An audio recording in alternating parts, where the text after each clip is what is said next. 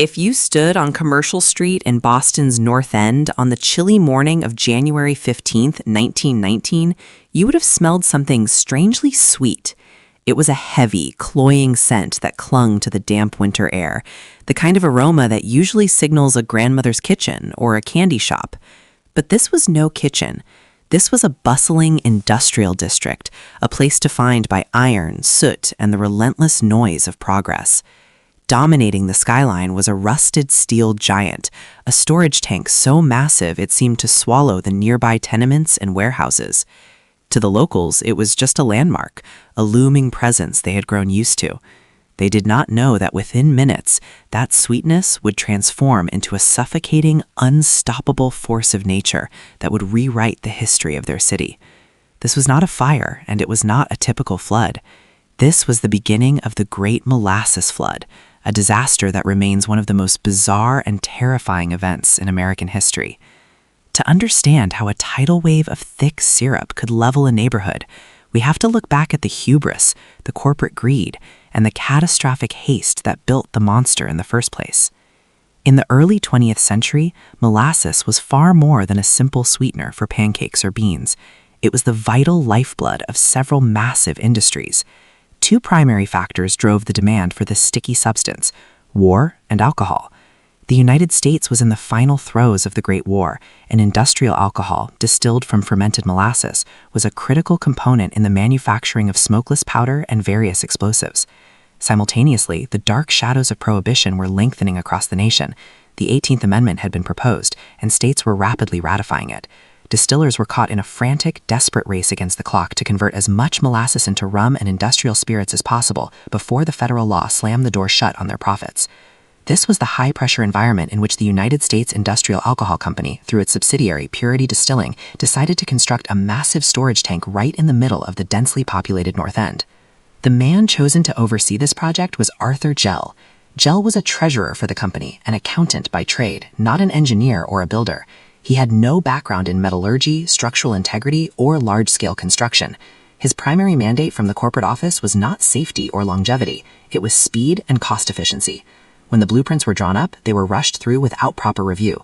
When the steel plates arrived at the site, they were significantly thinner than what safety protocols would typically dictate for such a massive volume of heavy liquid. The tank stood 50 feet tall and 90 feet in diameter, designed to hold a staggering 2.3 million gallons of molasses. From the day it was completed in late 1915, the tank was a structural nightmare. It was never properly tested for leaks using water, which was the standard practice.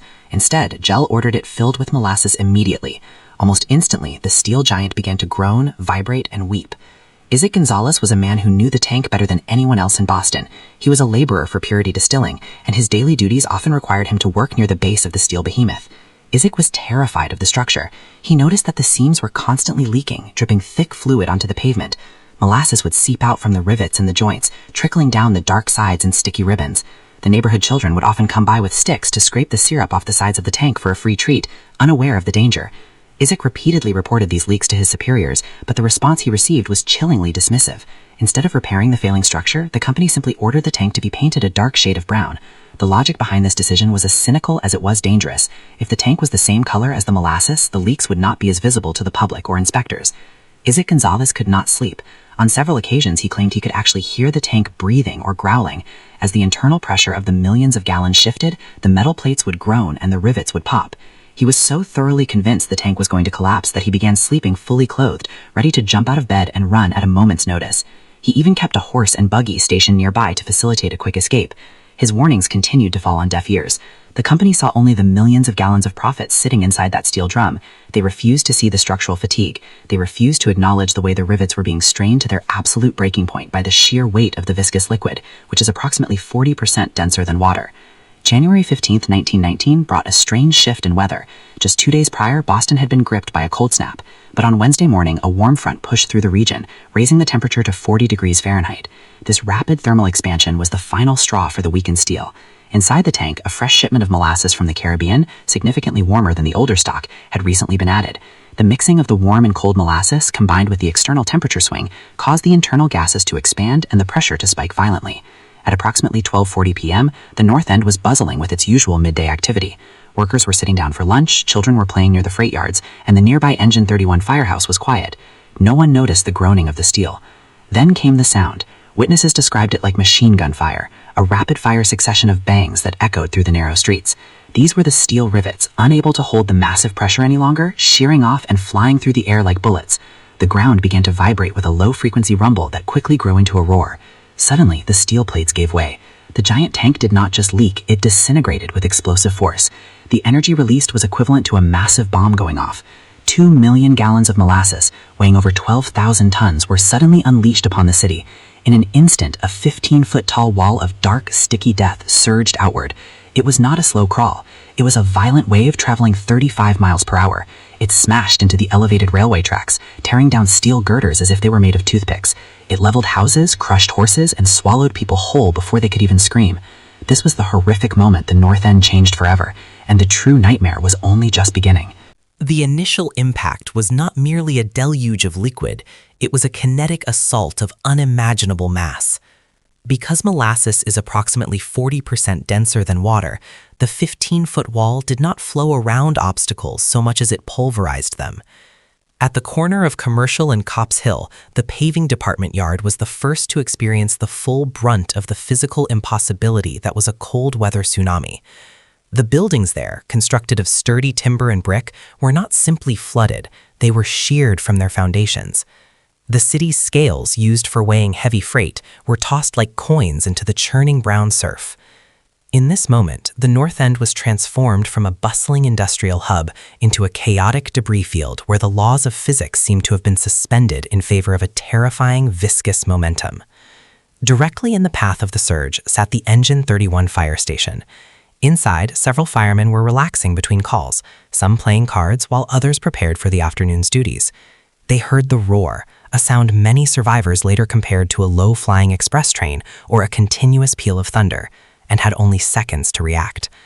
Before anyone could reach the door, the wall of molasses slammed into the station with the weight of a mountain. The brick structure groaned under the lateral pressure and then simply collapsed. The first floor was instantly obliterated, and the second floor dropped into the thickening sludge. Bill Mullen and George Leahy were among those trapped in the wreckage. For Leahy, the struggle was particularly harrowing. He found himself pinned beneath heavy timbers as the molasses began to fill the small pocket of air he had left. Unlike water, which would have filled the space instantly, the molasses moved with a heavy, rhythmic pulse, slowly creeping upward, thick and impossible to swim through. Adjacent to the fire station, the Cloherty residence suffered a fate that defied belief. The house was a large 3-story wooden structure. When the wave hit, it did not break the house apart immediately. Instead, it lifted the entire building off its stone foundation. The house was carried several yards down the street, spinning slowly in the brown current, before it was smashed against the iron girders of the elevated railway. Inside, Bridget Cloherty was pinned by her own furniture as the house disintegrated around her. Her son and daughter were thrown into the freezing mire, struggling to keep their heads above a substance that acted more like quicksand than liquid. Every movement they made to escape only seemed to pull them deeper into the cloying grip of the syrup, which was rapidly cooling in the January air and becoming increasingly stiff. Above the carnage, on the Atlantic Avenue elevated tracks, a motorman named Royal Albert Lehman was operating a train toward the Mort station. As he rounded the curve, he saw the unthinkable. The steel supports of the track ahead were buckling. The molasses had struck the heavy iron pillars with such force that they bent like reeds, causing the tracks to sag and twist. Lehman slammed on the emergency brakes, the wheels of the train shrieking as they threw sparks against the rails. The car lurched to a halt just feet from a precipice where the track had simply vanished into the boiling brown sea below. Had he been traveling just a few miles per hour faster, the entire train would have plunged into the thick of the flood, likely killing everyone on board. From his precarious vantage point, Lehman looked down upon a scene of absolute devastation. At the North End paving yard, the horror was compounded by the presence of animals. Dozens of workhorses were stabled there, the backbone of the city's short-range transport system. As the wave tore through the stables, the horses had no chance. Some were crushed instantly by collapsing roofs, but many more were swept into the current. The sight was one of the most haunting elements of the disaster. Powerful animals struggling with all their might, their hooves thrashing against a medium that offered no purchase. They were slowly exhausted, their nostrils filling with the sweet, suffocating scent of fermented sugar until they eventually slipped beneath the surface. The sound of their panicked whinnying was eventually replaced by a heavy, rhythmic thudding as debris, timbers, wagons, and granite blocks, collared together in the moving mass. The physics of the flood played a cruel trick on the victims. Molasses is a non-Newtonian fluid, meaning its viscosity changes depending on the stress applied to it. As the wave moved quickly, it behaved more like a solid, smashing and crushing everything in its path. However, as it began to slow down and spread out across the flats of the north end, it became a massive, sticky trap. The outdoor temperature was roughly 40 degrees Fahrenheit, but the ground was colder. As the molasses lost its initial heat from the storage tank, it thickened rapidly. What had been a fast-moving wall of death turned into a 2-foot-deep lake of industrial-strength glue. People who had survived the initial impact now found themselves cemented in place. The air in the north end grew heavy with a cloying, sickly sweet aroma that was thick enough to taste. It was an odor that would haunt the survivors for the rest of their lives, a smell that represented not just a spill, but a mass grave. In the immediate aftermath of the burst, a strange and terrible silence fell over the area, broken only by the distant whistles of ships in the harbor and the muffled cries for help emanating from the ruins of flattened homes. The sheer weight of the molasses muffled the sounds of the city, creating a sensory vacuum where the only reality was the brown muck. The first organized response came from an unexpected source. The USS Nantucket, a training ship for the Massachusetts Nautical School, was docked at a nearby pier. The crew had watched in disbelief as the tank disintegrated and the city was swallowed. Without waiting for orders, the young cadets and their officers grabbed whatever tools they could find, axes, ropes, and ladders, and ran toward the disaster zone. As they reached the edge of the flood, they were forced to stop. The streets they knew had disappeared. In their place was a landscape of splintered wood and twisted metal, all coated in a shimmering dark glaze that moved with a life of its own. They were the first to witness the true scale of the catastrophe, realizing that this was not a rescue mission that would be measured in hours, but a grim labor that would test the very limits of human endurance. The young men of the Nantucket found that the molasses did not behave like any liquid they had ever encountered at sea. It was a non-Newtonian nightmare, a substance that seemed to harden under the pressure of their frantic movements while simultaneously trying to swallow them whole. With every step, the cadets had to lift their legs high out of the viscous brown muck, which clung to their trousers and boots with a terrifying, rhythmic suction. The air, which had been crisp and cold just minutes before, was now thick with a cloying, saccharine stench that coated the back of their throats and made every breath a struggle. They moved toward the largest mounds of debris, where the muffled cries for help were the loudest, but the progress was agonizingly slow. It was as if the very environment was conspiring to prevent the rescue of those trapped beneath the wreckage. Just a few dozen yards from the base of the ruptured tank, the Engine 31 firehouse had been transformed from a sturdy brick sanctuary into a tomb of splintered timber and twisted metal. The building had been sheared off its foundation and pushed nearly 20 feet toward the harbor. Inside, several firefighters were trapped in a horrific struggle for survival. George Leahy, one of the firemen on duty, was pinned beneath a heavy beam in the basement level as the molasses began to pour through the broken windows and doors. His colleagues, who had managed to scramble onto higher ground within the ruins, watched in helpless horror as the tide rose. They spent the next several hours desperately trying to keep Leahy's head above the surface of the sludge, using their hands to scoop away the relentless flow. But the more they moved, the more the molasses seemed to surge forward, filling the void they created. It was a cruel paradox of physics that defined the entire afternoon. As the news of the disaster spread, more rescuers arrived, but the scene they encountered was one of utter surrealism. The police and additional sailors joined the cadets, but they quickly realized that traditional rescue equipment was nearly useless. Ropes became slick and impossible to grip. Ladders slid against the glazed surfaces of the remaining buildings. The victims who were pulled from the rubble were barely recognizable as human beings. Coated from head to toe in the dark, shimmering syrup, they looked like macabre gingerbread figures. The molasses had filled their ears, eyes, and noses, and in many cases it had been forced down their throats by the sheer pressure of the initial wave. Rescuers had to use their fingers to clear the airways of the survivors, a task that was both intimate and grotesque. The sweetness of the substance was a jarring contrast to the carnage it had wrought, a sensory dissonance that many survivors would later cite as the most haunting aspect of the day. The toll on the neighborhood's animal population was equally devastating. The North End was a district that moved on the backs of horses, and dozens of these great beasts had been tethered in stables or hitched to wagons when the tank gave way. Those that were hit by the initial wall of molasses were crushed instantly, their bodies mangled by the debris. Others, however, survived the first impact only to find themselves trapped in the thickening mire. The horses panicked, their powerful legs thrashing against the suction of the syrup, which only served to exhaust them faster. Rescuers watched as the animals slowly sank or succumbed to the cold as the January air began to rapidly chill the molasses. The sound of their braying and the frantic splashing of their hooves added a layer of primal terror to the already chaotic scene. In the end, many of the horses had to be put down by police officers, their suffering deemed too great to prolong in a landscape where human life took absolute priority. By mid-afternoon, the physical properties of the molasses began to shift in a way that made the rescue efforts even more grueling. The temperature in Boston was hovering just above freezing, and as the molasses lost the residual heat it had retained inside the tank, it began to thicken into a substance resembling cold tar. What had been a fast-moving wave was now a semi-solid mass of dark cement. This made it harder for survivors to move, but it also made it nearly impossible for rescuers to dig through the wreckage. They were no longer waiting, they were carving. Men used shovels and even their bare hands to tear at the cooling sludge, which had become so stiff that it could hold its own shape.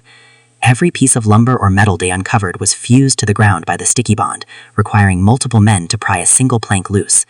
At the Haymarket Relief Station, the local medical facility, the scene was one of controlled desperation. The floors quickly became slick with molasses as the wounded were carried in. Nurses and doctors found that they could not treat the injuries, which ranged from broken limbs to deep lacerations, until they had cleaned the patients. They used sponges soaked in hot water to dissolve the sugar, but the supply of clean water was quickly exhausted. The patients groaned as the sticky crust was peeled from their skin, often taking hair and clothing with it. One doctor later remarked that the hospital smelled more like a confectionery than a trauma ward, a detail that highlighted the absurdity of the tragedy. Despite the best efforts of the medical staff, many of the victims brought in were already beyond help, their lungs so filled with the syrup that they had essentially drowned on dry land. As the sun began to dip toward the horizon, casting long, dark shadows over the ruins of Commercial Street, the focus of the operation shifted. The immediate, frantic search for the living began to give way to the somber recovery of the dead. The initial count of the missing was terrifyingly high, as many families in the North End lived in cramped, multi-generational tenements that had been leveled. Rescuers moved with a new kind of exhaustion, a psychological weight that surpassed the physical strain of the day. They were no longer fighting a wave, they were fighting a graveyard of sugar and steel. To clear the streets, the city eventually turned to the harbor. Fireboats were brought in to blast the area with high-pressure streams of salt water. The salt acted as a chemical agent, helping to break down the viscosity of the molasses, turning the thick sludge into a brown, frothy runoff that hissed as it was washed into the Atlantic. But even as the streets began to emerge from the glaze, the true scale of the loss remained hidden beneath the piles of debris, waiting to be revealed by the cold light of the following morning. The morning of January 16, 1919, brought a grotesque illumination of the North End's ruin. As the sun crested the Atlantic, it cast long shadows across a landscape that appeared dipped in obsidian. The brown glaze, stiffening in the winter chill, acted like a perverse preservative. Bodies were found in positions of flight, some frozen mid-stride, others huddled in the corners of what were once kitchens. One of the most heartbreaking discoveries was young Pasquale Jantosca, a 10-year-old boy out gathering firewood. His body was so encased in hardened syrup that rescuers used steam to melt him away from the wreckage of a freight car. He was one of 21 who would never go home. And as the list of names grew, the North End fell into a collective silence. The morgue became a place of grief, where families identified loved ones by their shoes or keys. Cleanup was a Herculean task that defied the standards of the day. Over 300 people were employed in the labor, using everything from brooms to fire hoses.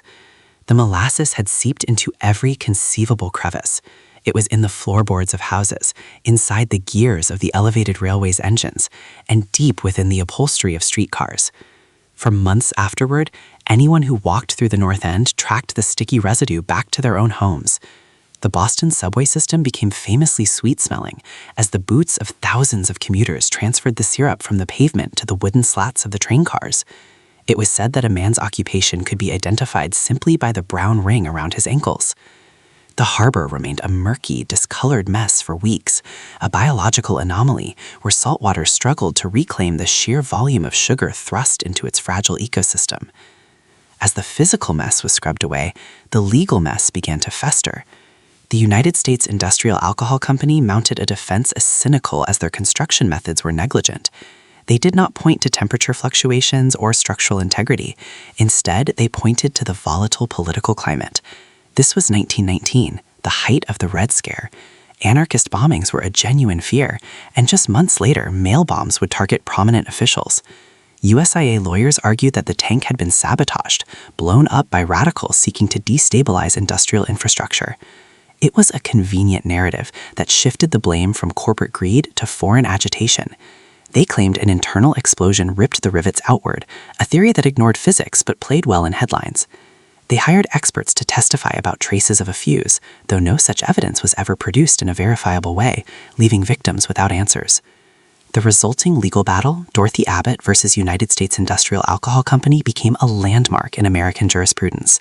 It was the longest and most expensive civil suit in the history of Massachusetts at that time. Hugh Ogden, a prominent lawyer and former Army colonel, was appointed as the special master to oversee proceedings. For 3 long years, the court sat, listening to an exhausting parade of witnesses. There were 119 separate lawsuits consolidated into one massive case. More than 3,000 witnesses were called to testify, and the transcript eventually exceeded 45,000 pages. Experts in metallurgy and chemistry were brought in to dissect the failure of the tank. The defense spent hundreds of thousands of dollars trying to prove the tank was structurally sound, while the plaintiffs, many of whom were poor immigrants who had lost everything, struggled to keep their stories heard over the relentless roar of corporate litigation. The testimony of Arthur Gell, the USIA treasurer who oversaw construction, proved to be the most damning element. Under cross-examination, it was revealed that Gell had no formal training in engineering. He had not consulted with experts when the tank was built. He had not even performed a standard water fill test, where a tank is filled with water to check for leaks before being put into service. He ignored the groaning sounds the tank made when full, dismissively telling workers that it was simply settling. Most infamously, it was discovered that when the tank began to leak molasses through its seams, a clear sign of structural distress, Gell did not order repairs. Instead, he ordered the tank to be painted brown. He wanted the color to match the leaking molasses so that the neighbors would not notice the failure. It wasn't a bomb that broke the tank. It was simple corporate greed. In 1926, 6 years after the flood, Colonel Ogden finally issued his report. He found USIA liable on all counts. He dismissed the anarchist theory as a fanciful distraction and placed the blame squarely on the company's refusal to conduct basic tests. USIA was ordered to pay a total of $628,000 in damages, a sum worth over $10 million today. While the money could not bring back the dead, the ruling had a seismic impact on civil engineering. This disaster led directly to the requirement that all major construction projects in Massachusetts be overseen by a registered professional engineer. Blueprints had to be signed, materials had to be tested, and responsibility had to be clear. The tragedy of the North End ensured that the boring history of building codes and safety inspections became the backbone of modern society. Accountability was no longer a suggestion. It was the law. It was modern law. Today, the site of the disaster is marked by a modest green plaque on the wall of a recreational park near Copp's Hill. Thousands of tourists walk past it every year, never realizing they are standing on the ground of a dark, forgotten tragedy. But the locals know. They know the legend that on the hottest, most humid days of a Boston summer, the air still carries a faint, sickly sweet scent. Whether it is a trick of the mind or the lingering ghost of syrup buried deep beneath the asphalt, the memory of the Great Molasses Flood remains. The past endures.